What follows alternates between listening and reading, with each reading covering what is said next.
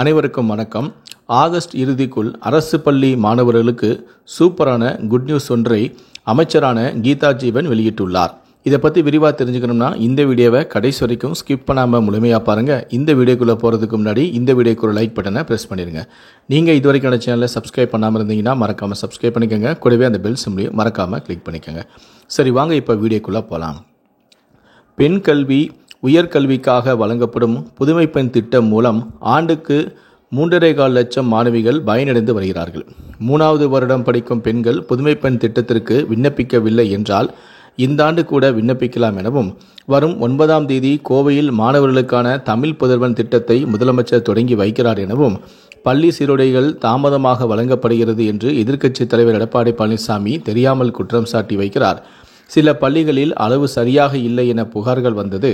தையல் சொசைட்டியில் உள்ள பெண்கள் நேரடியாக பள்ளிகளுக்கு சென்று அளவெடுத்து அந்தந்த மாணவிகளுக்கு தனித்தனியாக பள்ளி சீருடைகள் தைக்கப்படுகிறது. அதனால் சிறு காலதாமதம் ஏற்பட்டது. 4 செட் பள்ளி சீருடை உண்டு. இந்த மாதம் இறுதிக்குள் வழங்கிவிடுவோம் என்றும், அளவெடுத்து தைப்பதால் 15 நாட்கள் தாமதமாகிவிட்டது எனவும் அமைச்சரான கீதா ஜீவன் தெரிவித்துள்ளார்.